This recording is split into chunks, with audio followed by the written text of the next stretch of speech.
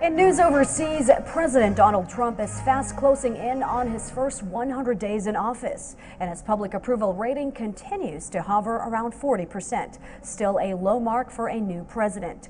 Trump's rating on foreign policy has improved slightly in the wake of recent U.S. military strikes in Syria and Afghanistan, but the president's domestic agenda seems stuck in neutral. Jim Malone filed this report.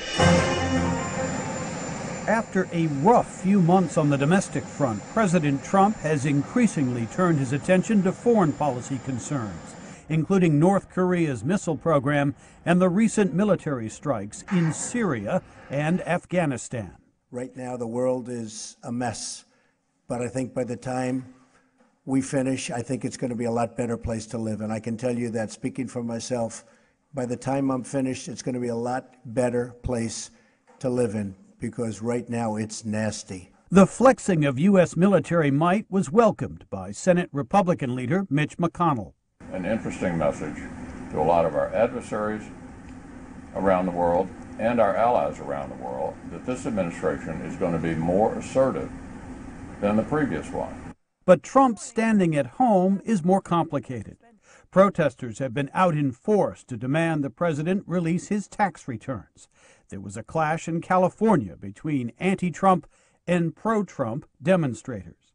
Trump's efforts on health care and other domestic priorities remain stalled, frozen by polarized politics, says Senate Democratic leader Chuck Schumer. He'll have trouble constantly unless he moves to the middle. We're waiting for him to do it.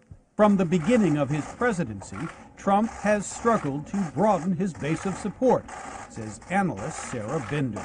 Starting with historically low approval ratings, right, and even those approval ratings remain reasonably high with Republicans, but even those numbers have come down a bit.